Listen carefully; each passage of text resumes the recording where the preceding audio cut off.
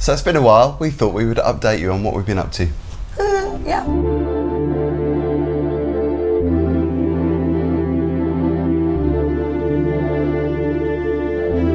Welcome back to LDN Vegans on YouTube. I'm Phil. I'm Polly. And it has been probably 10 years since we've done a video. Yeah. Well, proper video. I mean, we did the Leon review, one. yeah. We did a few. Oh yeah, that's true. That was only a couple of weeks ago, wasn't it? 3 weeks ago. Right. It just feels like, that's quite oily. I know, how is that oily? I have no idea. Did you put the olive oil in? What have you done to it? I don't know why it's done that. Anyway, I've made an iced latte. You made it up as you went along?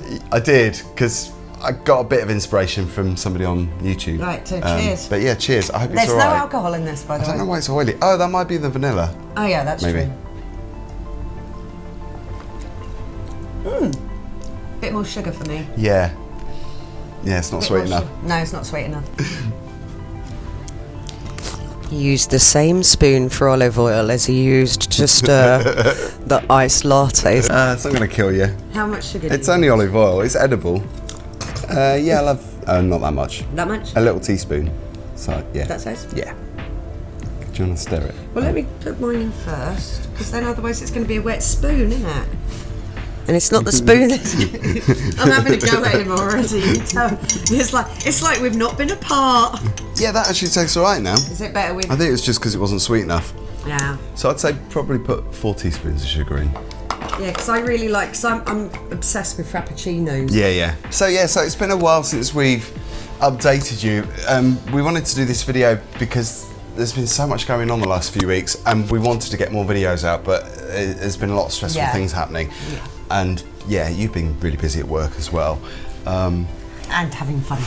Yeah, I think if you've been looking at our Twitter profile and our Instagram, you might have seen about the fact that Jeremy and I were trying to get a dog. Well, we did actually buy a dog, a rescue dog in Greece from Wild at Heart Foundation, who do an amazing job of, looking after rescue dogs. And we adopted little Alfie, and I did actually post a picture of him on my Facebook, and it got, I think, 350 likes. He was beautiful. Gorgeous. He was like Labrador with a bit of beagle. Sadly, he got the parvovirus, which a lot of people have talked about, because when I posted the tweet about his condition and the fact that he died from parvo, everybody was saying that they went through the same thing. Yeah, it was really weird, because when I talked to a couple of my friends about how excited I was that you were getting Alfie, and because obviously I like being the dog auntie. Yeah. And then when I mentioned that he was sick to my friend Anna, and she just said, "Is it parvo?"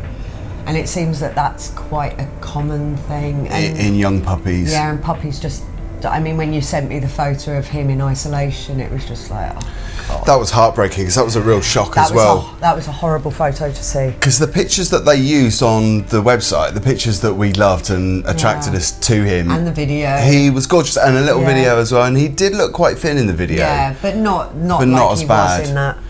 But in the isolation unit, and he's on a drip, and he looked really frail and really sorry for himself as well, the expression on his face. It was really upsetting. This is the thing, it's like it's like these animals out in these, well, I mean, even over here, people just letting their dogs get pregnant, then just abandoning the puppies, and you're just creating this kind of culture of just animals just being left and abandoned and dying of these horrible diseases because they don't have the immunity from the milk. It's a vicious circle, isn't it? It's it just goes round and round. And I think they're saying that, I can't remember how many it was, but it's a lot of dogs that are strays. I think it's like, is it 3/4 of dogs that are strays around the world?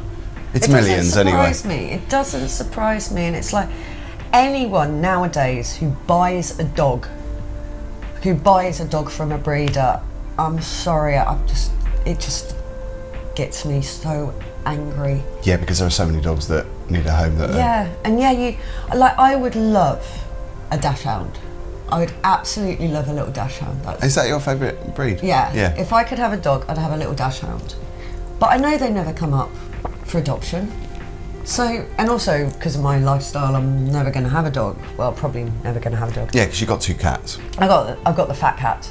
But I accept that, and it's like with cats, I would love a Mancoon. I'd love a really bluey grey cat. but they don't come up for adoption. No, I know. So That's I the thing have with to- schnauzers as well. Yeah. It's the same with them. You have to give up that dream of wanting the perfect breed for what is better for the animal world. And he was adorable. He was as well. adorable. And although my favourite breed is a Schnauzer, Yeah. and we were looking after gorgeous little yeah. Towser Schnauzer just Towser recently, Schnauzer. Mike and Sean's dog. He is gorgeous, and I Yeah. used to have a Schnauzer called George. That would be my perfect dog. But then when we saw Alfie, little Alfie, we just fell in love with him. Yeah, he was beautiful. And we made all these plans. I mean, just behind the camera there, we got the dog bed, Yeah. which we brought in from Maid, cozy little bed, which I actually wanted to sleep on myself. Oh, and yeah, you moved I've all moved all the stuff because we had a lot of stuff behind the chairs. But in a few months' time, you remember people go through this with losing babies, and it's grief, it's heartbreak. Yeah. He's out, like I've said, you were going to adopt this dog and make his life better, and at least although he would never known about that, at least there was that. You knew you were going to offer him that amazing life, and at least he's out of pain now. He wasn't on a rubbish tip dying Yeah, by that's true. himself He was in looked pain and after. agony. Yeah. You know, he had people who were looking after him. You could see it in that video. They loved him. Well, that's the comfort that we've got, is the fact that Wild at Heart are so brilliant at what they do, Yeah. and they were so great in dealing with us as well, and our grief, because Jeremy actually had the phone call, Yeah. and he was at work and he had to come home. He came home in the afternoon. It's just really sad. Yeah. But Yeah, we've got to keep Yes. persevering and look for another dog, because they do have loads of other gorgeous dogs, and we haven't found our perfect dog yet. Yeah. 'Cause I think you just know instantly Yeah. when you see a dog that's the dog that you want. well, that's how Rhiannon was with Sprinkles and Queenie. That Yeah. I have for 4 days next week. Because we went out, where did we go? Was it We went to Greenwich Park with Greenwich, them, yeah. and we've also been out another time with them, haven't Yeah, we? because we were meant to film that day, Yeah, and and the we microphone just- wasn't yeah. working.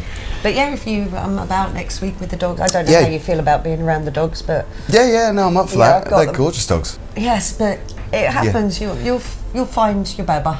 But we'll update you as well, because no doubt when we do find a dog, it's going to be on our videos quite a lot, I think. Oh yeah. But yeah, Yeah. very sad news. But you've had a busy time. Do you want to talk about it? Polly has some news to share. I'm not going to go all into it. I put it like this. I'm very, very, very, very happy. Yeah. I'm keeping it on the down low at the moment, but it's. That's probably we the go- best way to be. We're going away on holiday next Friday. It's like we've been together. This is ridiculous. It's been a month and a half. So we should say what his name is. Do you want to say what his No. name is? Oh, okay. We're going to keep it a mystery at the moment. No, but I'm going. Yeah, and I'll post stuff because I've been looking at. We're just going on a week to all inclusive to Tenerife. Because we've both been there. Tenerife. Tenerife. We don't really want to do anything sightseeing-y. Yeah. We just want to go and chill out by the pool. So I was saying to Paul. I think the cat's out the bag now. I was saying to Phil earlier that so obviously being a vegan, going all inclusive. You call me an umpty. You've been with him too long. Too much. Because it's all inclusive, the place we're going to. Obviously, I'm a bit nervous about it because, like I said to him, it's like I'm just going to be living on bloody. Because he's not vegan in the slightest. Yeah. Soon will be though. By the I know. rate of things. I don't think he'd ever go vegan, but he has really enjoyed the vegan food. It's tasted like he opted to have. I'm talking too much about it. Anyway, I'm going back to talking about going all inclusive. If anybody's actually got any recommendations for Tenerife, we're going to be in the Santa Cruz Costa Adige. And you know there are a few vegan restaurants there already. There's a couple of vegan burger places, and there's a coffee shop that does really amazing cakes by the look of it. But also I contacted the resort and said to them, look, we're coming, I'm vegan, this is what I don't eat, because I thought I'd better make it clear what I don't eat. And we get a couple of nights in the a la carte restaurant as well.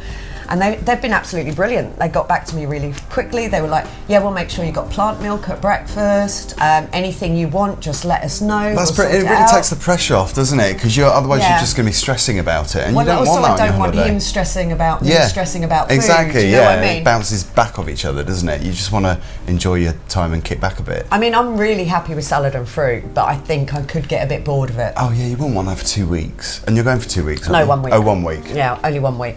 Well, I've noticed a massive change in you. I'm not saying you were a miserable cow before. No, I was a but, freaking miserable cow.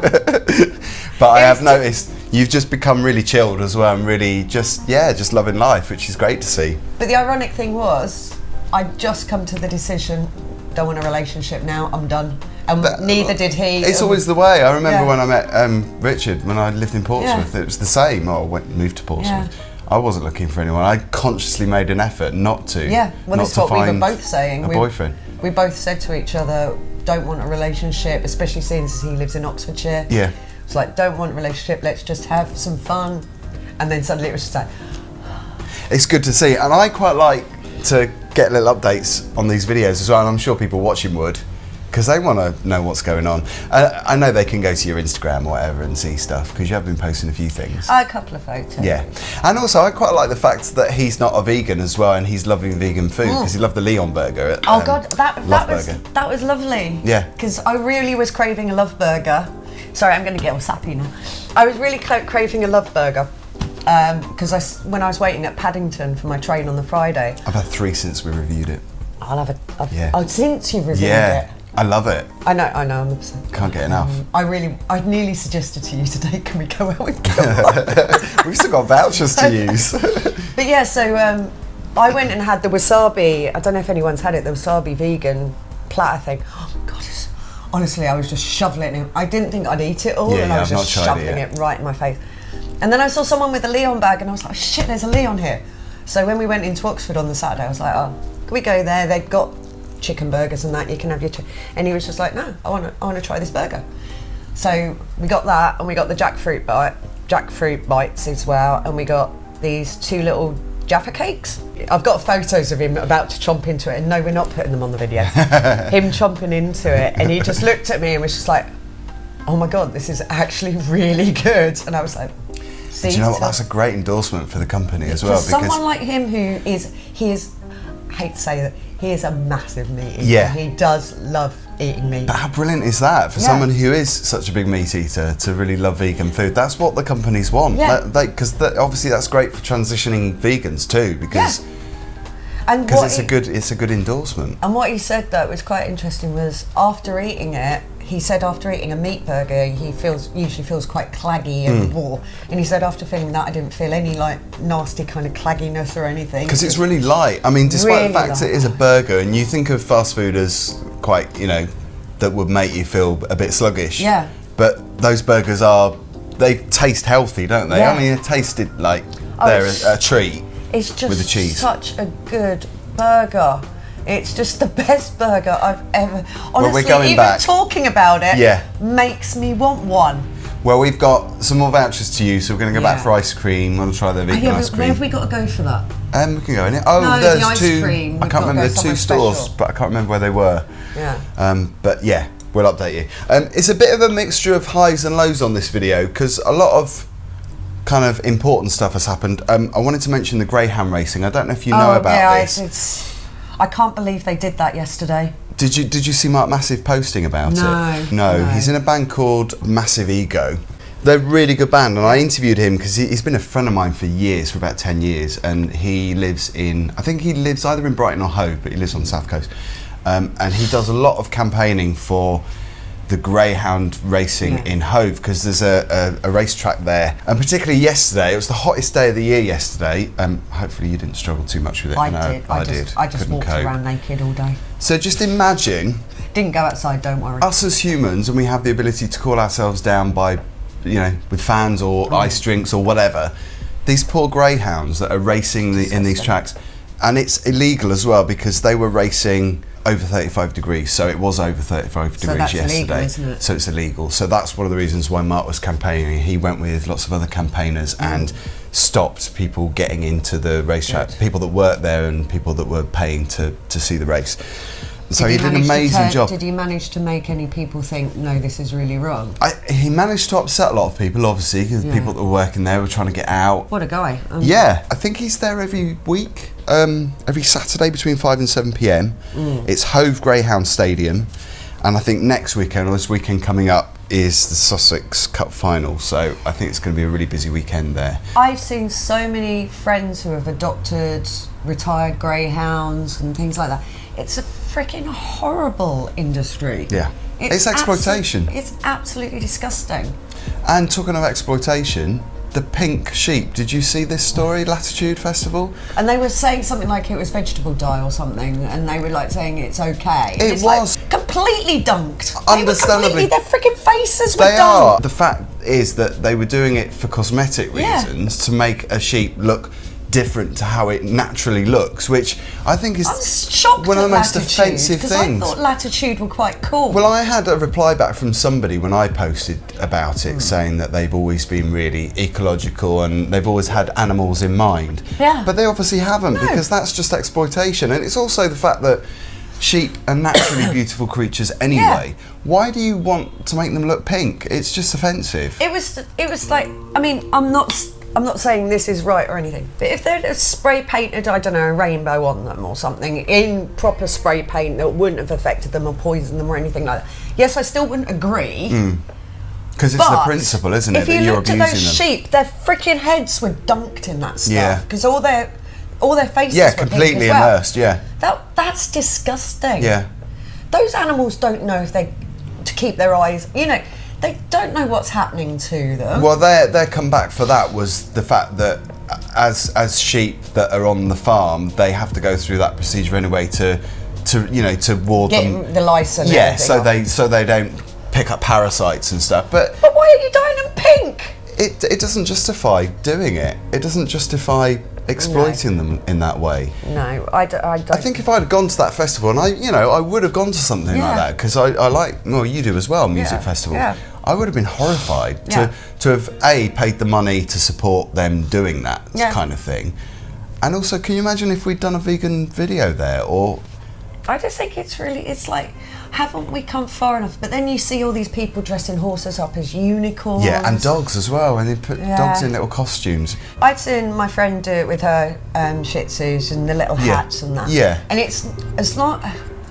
I obviously don't like it. It's the idea, isn't it? Rather than that they're being put through distress. They're not put through distress doing that. But then you see some of the costumes that people put animals in, and it's like, no. It's a similar thing to, you know, the little girls at pageants, beauty pageants in America. It just doesn't sit well with me. Am I being too serious? I know, I just find that a bit creepy, and it's the same with dogs that are dressed up as humans. I just find it a bit creepy. Yeah, they're cute as they are. I know, it's a weird old world that we live in. That it's become like dogs, even more so now than ever before, have become fashion accessories. Yeah.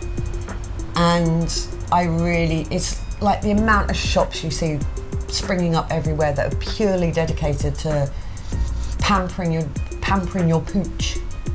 See, I quite like the idea of pampering. Yeah, pampering is fine. To look after them. But when it's becoming look good. that, what happens if that dog stops looking the way that it looked when you first got it? It's like painted claws and everything as well, isn't it? Glittered claws. It's like, no, just don't do it.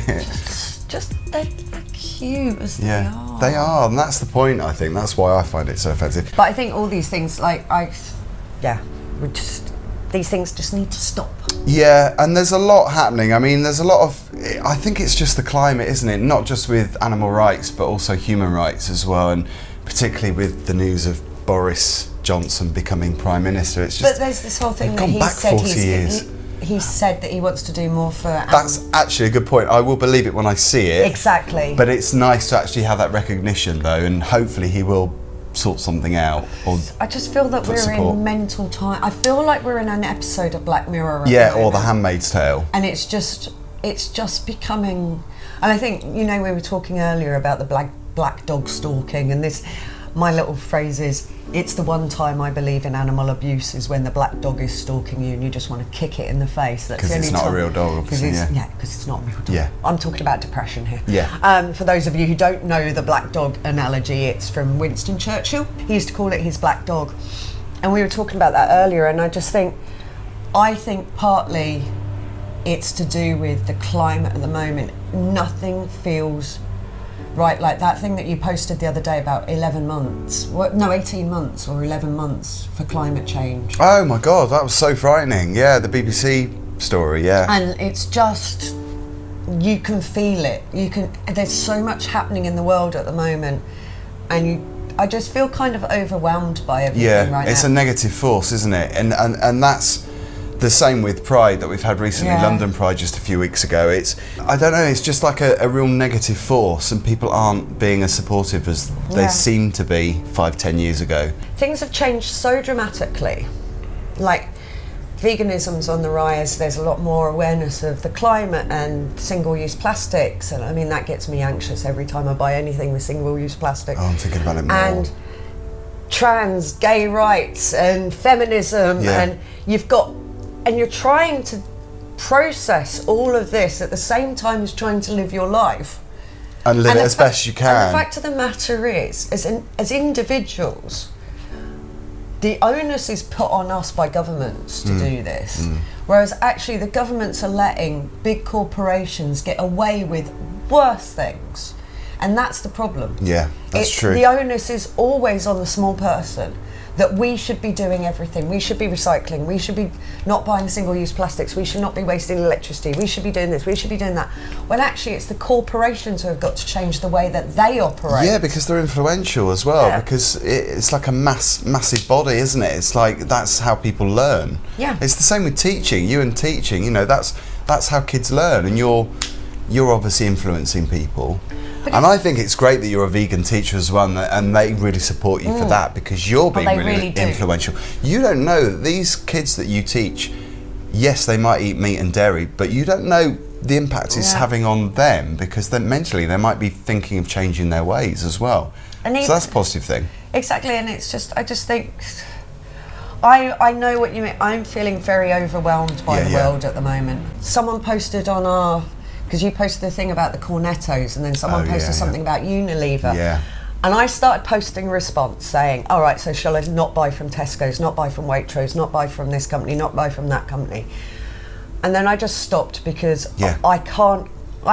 But you know what, though? That's a really good point, because I've stopped replying to people who are obviously not going to change their way of thinking, because they're just such a toxic force that you can't win in an argument. It's different with campaigning and protesting, because obviously we do that and people jump on board if they want to. I think you have to have this conscious decision to join the group, as it were, you know, join the fan club.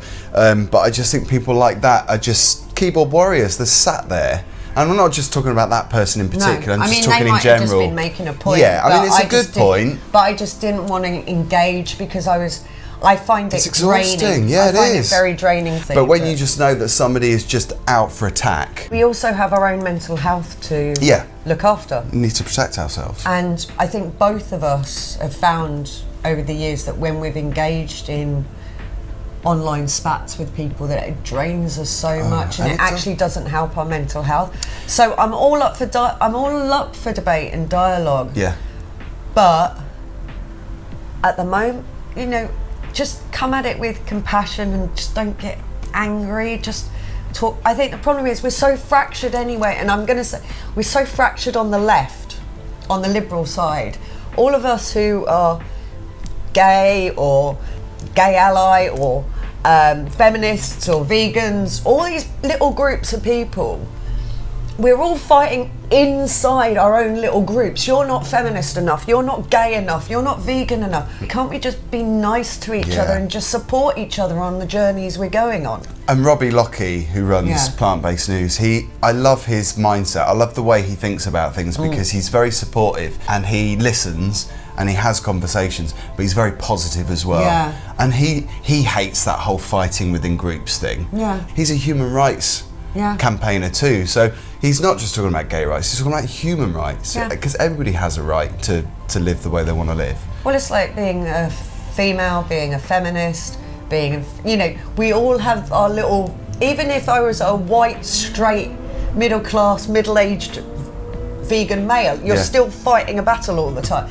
And it's just like, we've just got to stop. Yeah. Can't we just all just because we've got enough battles to win nice. Without the infighting, because it really, it's really healthy, destructive. guys. It's not.